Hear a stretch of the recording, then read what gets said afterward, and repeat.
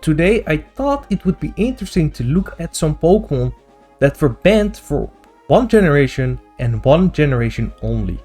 Most Pokemon that get banned stay banned for at least a couple generations or forever, but there are some Pokemon that were only banned in one generation. So what made them so strong in this specific generation?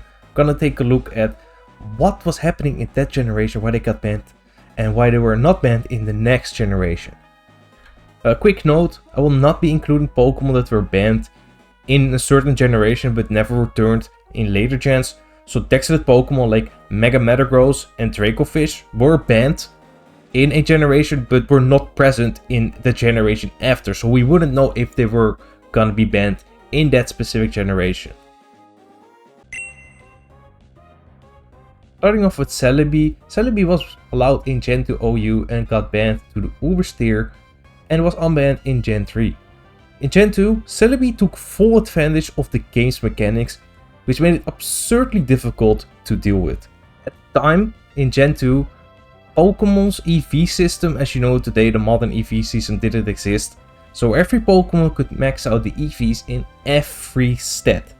And for a Pokemon like Celebi, which has base 100 across the board, it makes it good at everything. It's naturally very bulky, it's got good offensive stats, and it is also very fast.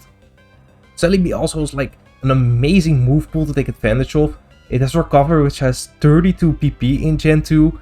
You got Leechy to chip down the opponent's team while also staying healthy at the same time. You got Step Psychic for offensive pressure. And probably the most important move here is Heal Bell. Heal Bell heals the status of every Pokemon on your team, including yourself. In Gen 2, Sleep Talk with Rest is a very common strat.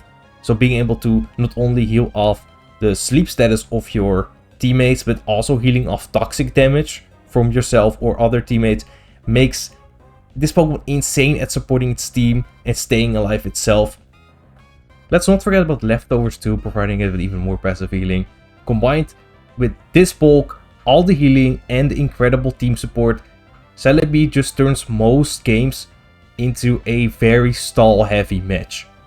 Even Snorlax, the best Pokemon in Gen 2, cannot break through this Pokemon. Celebi can easily stall it out. The only real checks it had were Houndoom and Tyranitar, but neither of those Pokemon want to switch into Leech Seed. In Gen 3, Celebi dropped to OU.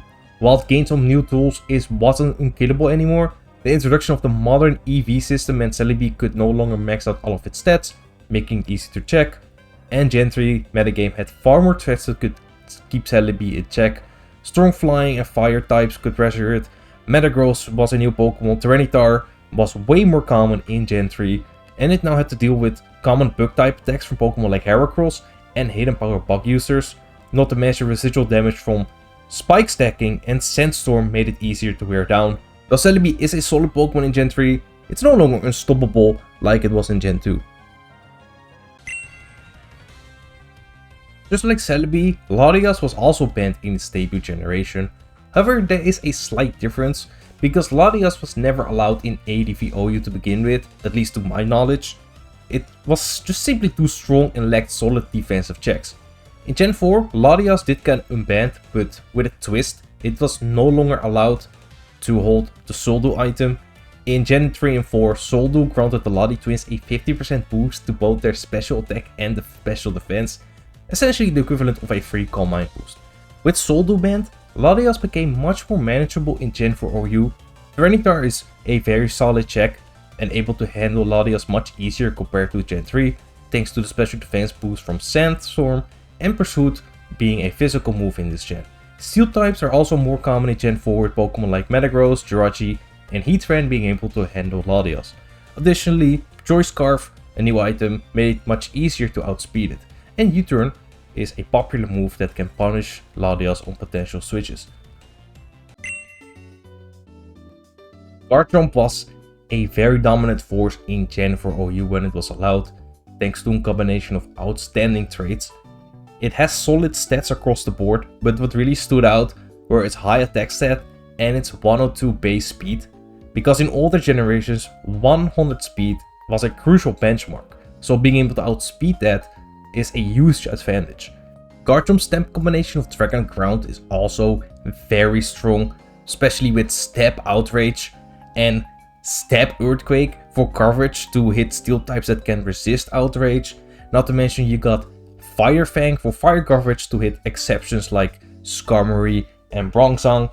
You could even opt to go for a mix set with Fire Blast instead of Fire Fang to hit the weaker special defense of Pokemon like Skarmory, for example. And not to mention Sword Stance as well, boosting that Outrage and Earthquake even further, allowing it to 2-hit KO or outright 1-hit KO most Pokemon in the tier, while also being difficult to outspeed. It can use a Yachi Berry to prevent revenge killing from Pokemon like Mamoswine and Weavile, making these Pokemon even more difficult to deal with. We gotta talk about Sandveil as well. This ability gives Garchomp a evasiveness boost while Sandstorm is active, which is basically active in most matches thanks to Tyranitar. This was not banned at the time and is just another tool that makes Garchomp difficult to deal with. In Gen 5, the metagame shifted drastically due to power creep, and Garchomp was allowed back into the metagame. Sandveil was now also banned, and it now faced more counterplay in the form of Landorus T, Ferrothorn, and Latios to name a few examples, which made it much more manageable in the tier. Salamence was balanced in Gen 3 OU, but proved to be too much for Gen 4 and was ultimately banned. Interestingly, Salamence's ban is kind of similar to Garchomp's. While it is slightly slower than Garchomp, it made up for that with a higher attack stat and an even higher special attack stat, giving it incredible offensive versatility. Just like Garchomp, Salamence makes excellent use of Step Outrage, while also having Earthquake for coverage. It has Dragon Dance instead of Sword Stance, which raises both its attack and speed, making it even more difficult to outspeed. But Salamence differs itself from Garchomp with moves like Roost, allowing it to stay healthy throughout the match, but thanks to its high special attack set, it makes even better use of Fire Blast on mix sets. You can even go with something like this. You go Draco Meteor, make it even more of a mix set, allowing it to break to physical defensive walls like Hippowdon, for example. Salamence's set variety makes it very difficult to deal with, because all of them are very deadly, but they require different counterplay, which makes it super difficult to go up against.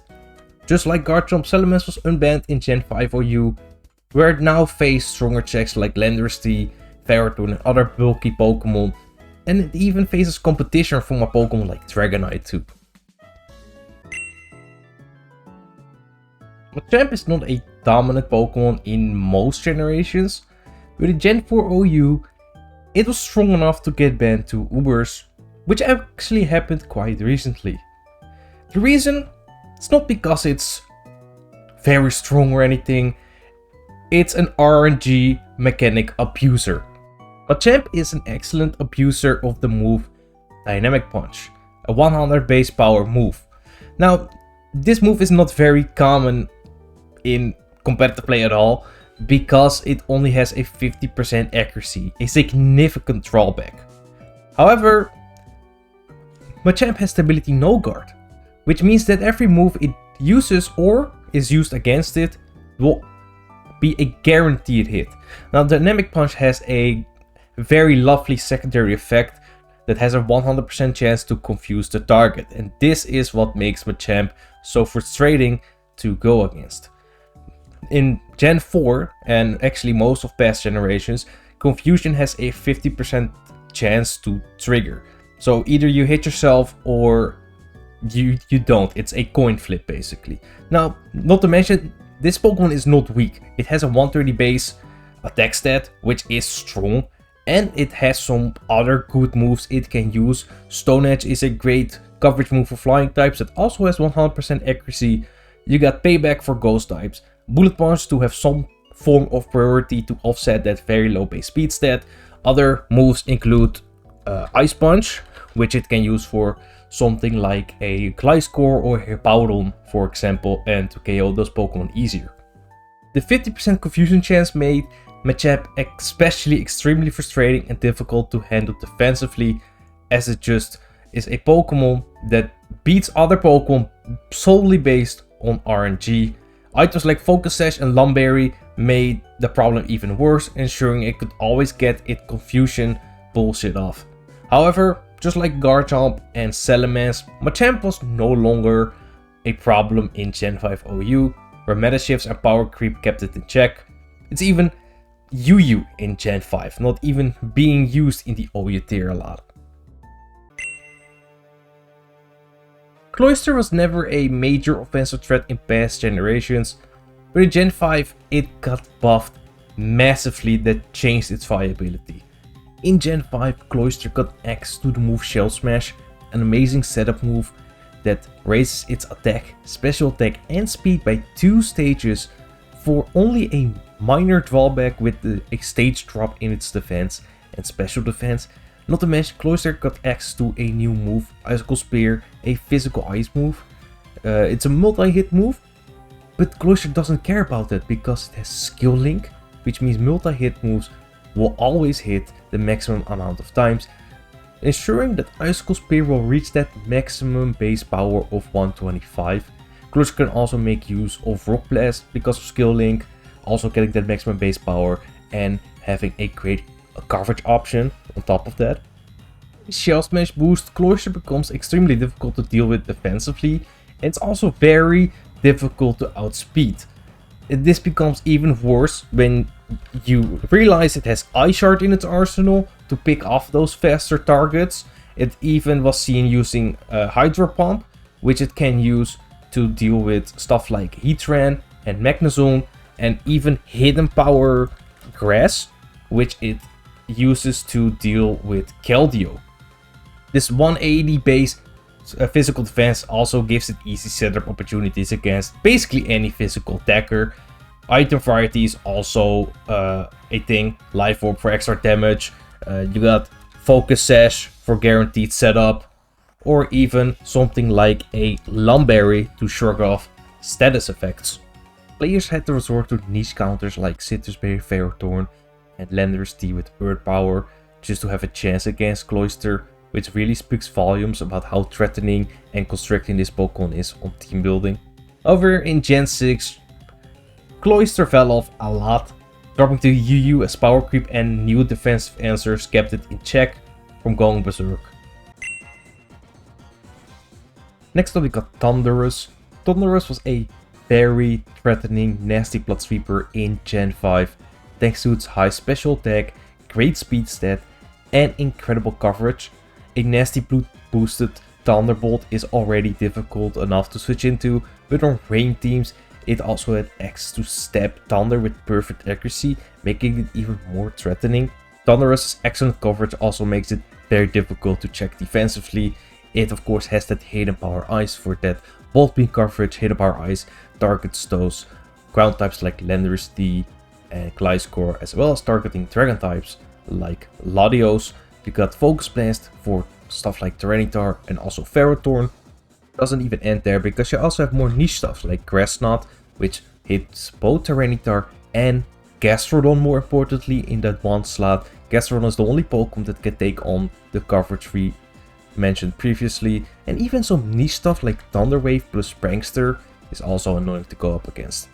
What separates Thundurus Incarnate from its Styrian form, which is great in the Gen 4 OU metagame, is that incredible 111 base speed, which allows it to outpace most of the Pokemon in the metagame, with the only exceptions being Pokemon like Starmie, Alakazam and some Choice Scarf users. In Gen 6, Thundurus fell to OU due to power creep introducing even faster threats and bulkier defensive answers. It struggles with move slot syndrome as well, as it cannot fill every coverage option on the set, making it easier to check than before.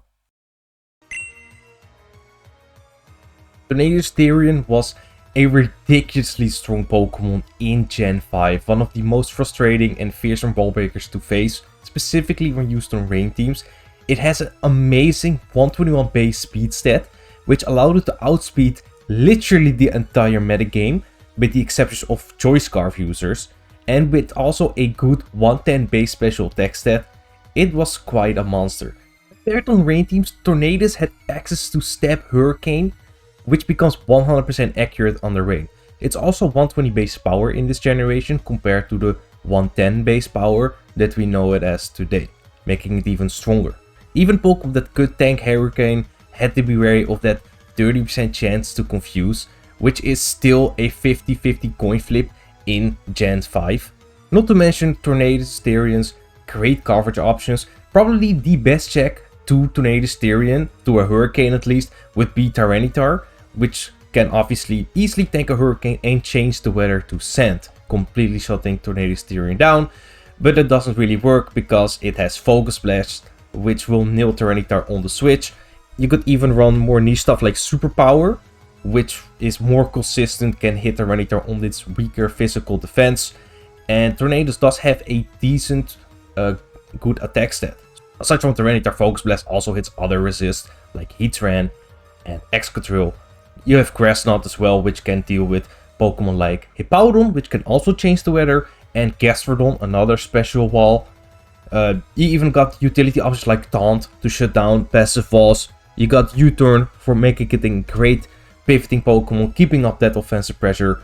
You put items like a Life Orb on this Pokemon, you cannot even play around it. Choice Specs is another option for more immediate damage, but Life Orb works just fine. Because of Regenerator, Tornadus can easily heal off the Life Orb chip, as well as Stealth Rock chip.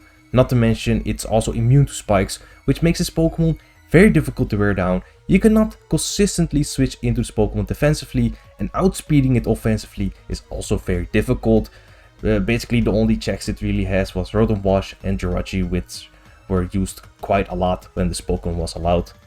However, just like many other powerhouses on this list, Tornadus Therian dropped to OU in Gen 6. With Permanent Rain no longer being a thing, it became much easier to check defensively. Rain teams were not as common anymore, and Hurricane also got a slight damage nerf. Additionally, there were now more Pokemon capable of outspeeding Tornadus Therian, and despite the nerfs, it's still an incredibly strong Pokemon in Gen 6 OU, though not as dominant as its Gen 5 version. Greninja was one of the most terrifying role breakers in Gen 6 OU, thanks to its incredible combination of speed, offensive versatility, and amazing ability. With a base 122 speed stat, it outspeeds the majority of the metagame, including many Mega Pokemon. What truly pushed it over the edge was the ability Protein, one of the strongest offensive abilities in the game. Before Gen 9, Protein changed the user's typing to match every move it selected, not only the first move it selected when on the field, meaning Greninja effectively had Stab on every attack it throws out. This worked perfectly with its mixed attacking stats and wide move pool, which included many different coverage options. I mean, if you just take a quick look at this Pokemon's move pool, you got stuff like Dark Pulse, Extrasensory, or however you pronounce that, Grass Knot, Gunk Shot, Hydro Pump, Ice Beam, Low Kick. You got Rock Slide as well. You got Spikes for utility. You got Taunt for utility. You got Toxic Spikes for utility. U-Turn for pivoting. You got the Hidden Power moves as well. Hidden Power, Fire and Grass being the most common. Greninja's unmatched versatility made it extremely difficult to prepare for. There was no guaranteed way to scout its set, and its high speed let it change its type defensively to survive attacks more easily as well. With a Life Orb, get easily 2-hit KO or 1-hit KO nearly every Pokemon in the tier, making it incredibly restrictive for team building. Even though Greninja suffers from 4 move slot syndrome, the sheer power and unpredictability it offered made more than up for it. In Gen 7, Greninja was unbanned as the metagame shifted.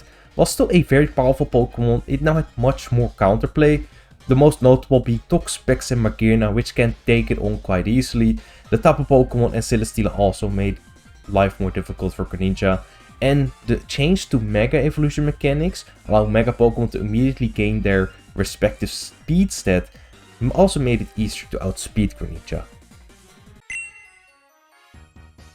With its incredible offensive stats and extremely spammable step moves and access to a diverse physical and special move pool, Hoopa was a very dominant Pokemon in Gen 6 OU after its release. Thanks to its versatile move pool, Hoopa could viably run physical, special and mix sets, making it even more difficult to switch into if its set was not revealed. it also had access to an extremely powerful dark move, Hyperspace Fury, allowing it to hit through both Protect and Substitute.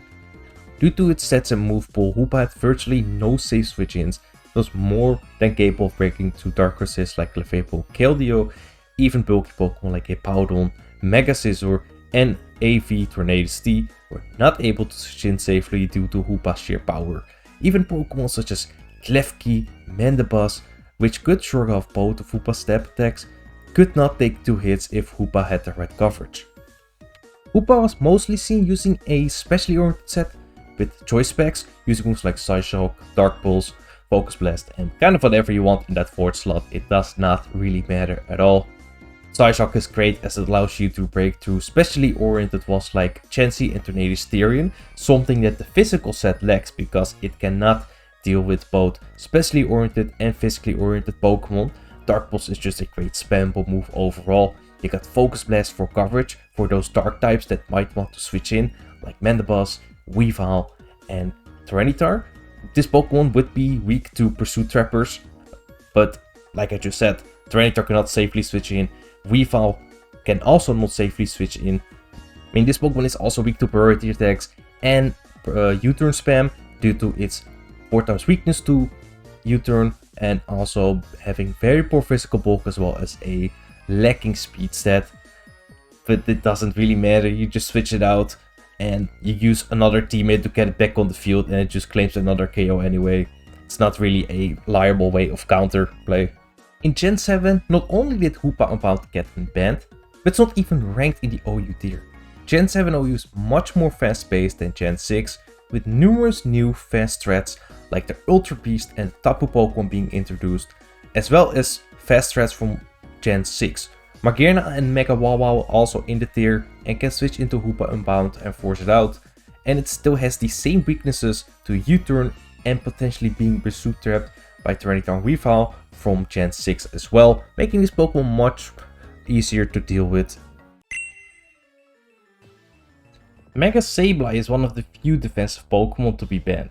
As a defensive Pokemon, it already has solid bulk, an incredible defensive typing with only a single weakness to Fairy, and excellent utility moves like Will-O-Wisp, Knock Off, Foul Play, and Recover for longevity.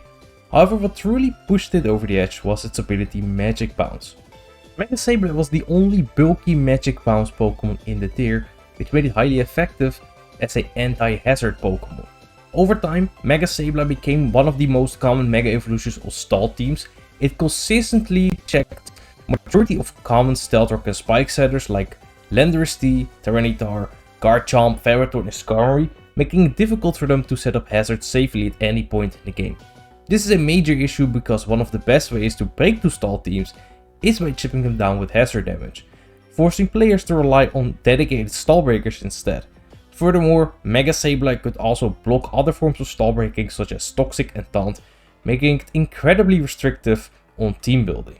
The only hazard setters that can reliably challenge Mega Sableye are Mega Diancie and Clefable. Additionally, thanks to Gen 6 Mega's evolution mechanics, Mega Sableye was able to make use of Prankster as well on the turn it Mega Evolved. This meant it could potentially land a game-changing Will-O-Wisp or Recover while Mega Evolving, making it even harder to deal with.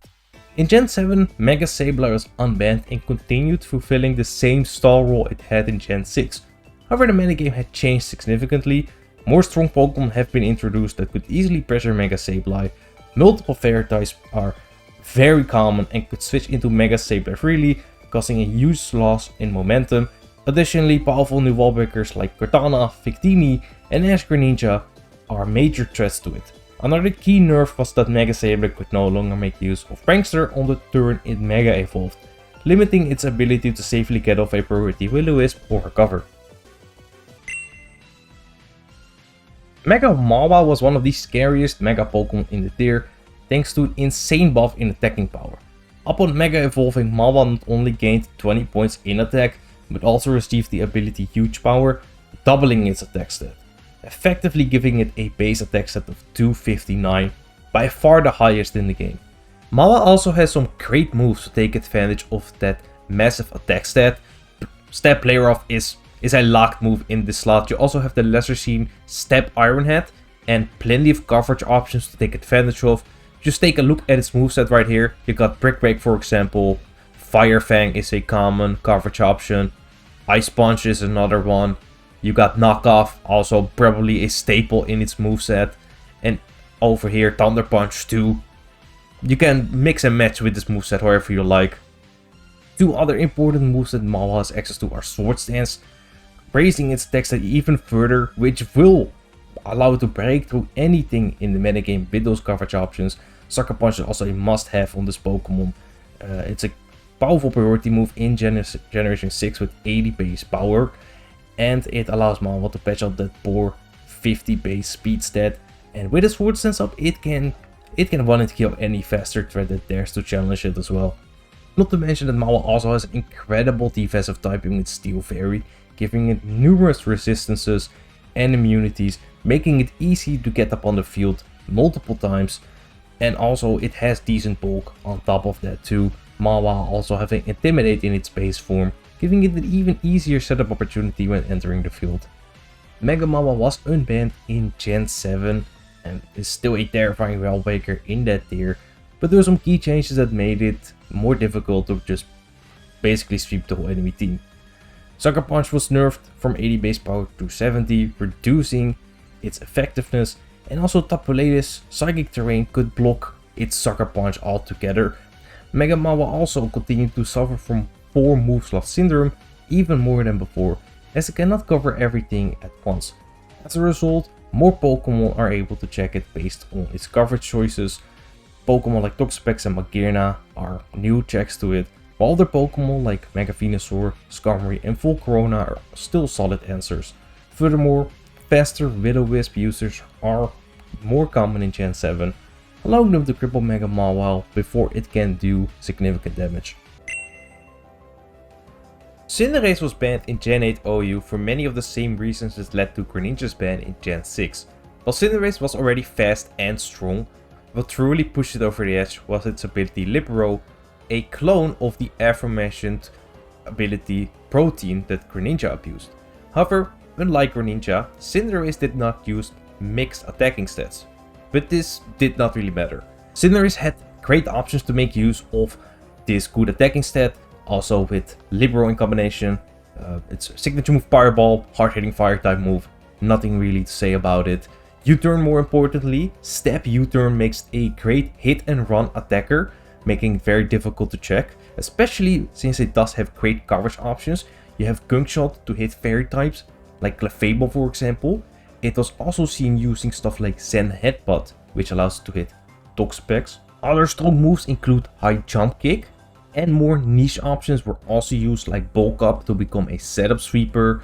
You even had Sucker Punch for priority to deal with Pokemon like Dragapult. Cinderace also had access to another signature move, Core Change, which swaps the user's field effects with opposing sides. Basically, if you have Stealth Rock up on your side, you use Core Change, it will move that Stealth Rock to your opponent's side, making it a somewhat good form of hazard control. But what makes Cinderace especially annoying is when it's used with heavy duty boots.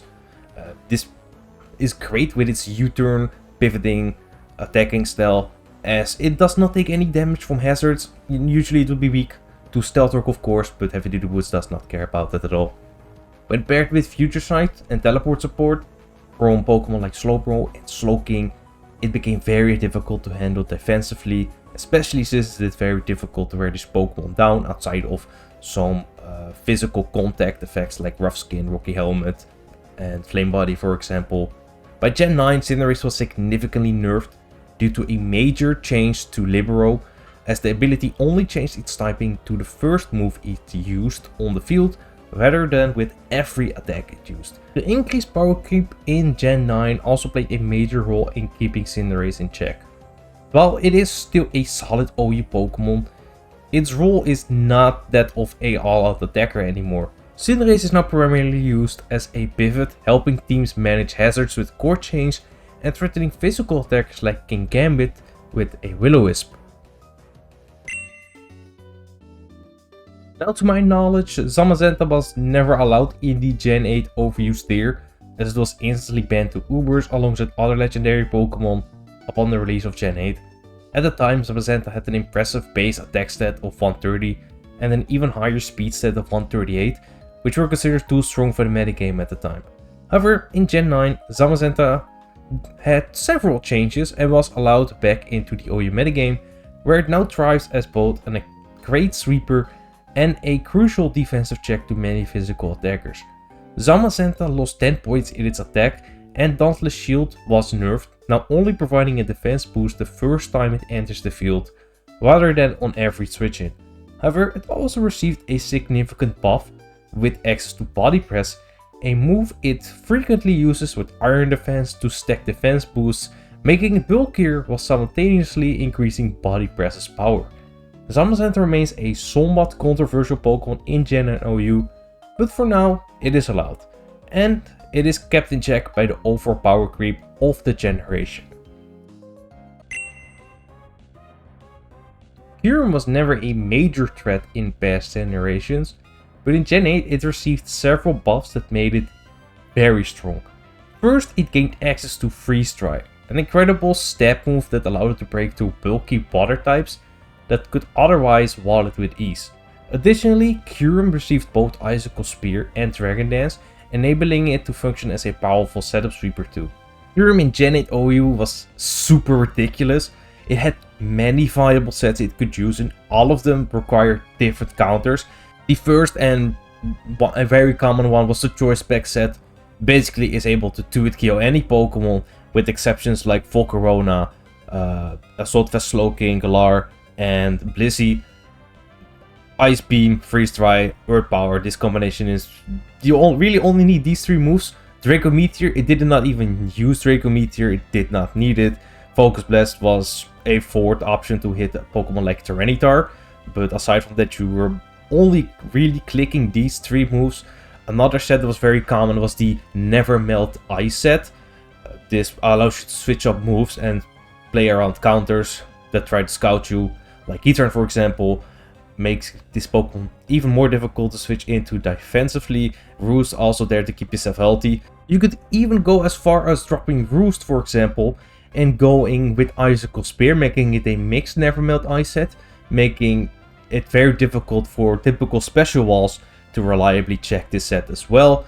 Kyurem also had its substitute Dragon Dance Icicle Spear set with Roost. Now this may seem like a weird set because you only have Icicle Spear, so you would think it is easily walled by ice resists like Heatran for example, but with Pressure and Substitute and Roost, it can even beat Heatran in a one-on-one situation, which is kind of crazy to think about. And you have this Kyurem as well, the Heavy Duty Boots Substitute set with Freeze Dry and Earth Power, also very difficult to switch into and take down. And the last set was a mixed Dragon Dance set. It also made use of Icicle Spear and Earth Power plus Freeze Dry to get KO bulky waters and also steel types. It was less common than the previous Dragon Dance set, but still a good one. You could also replace Choice Specs on this set and go with a Heavy Duty Boots, or on the Never Met Ice go with Heavy Duty Boots. You get the idea. Kyurem is super versatile, many viable sets, and all of them require different counters. In Gen and OU, Kyurem remains a strong and somewhat controversial Pokemon.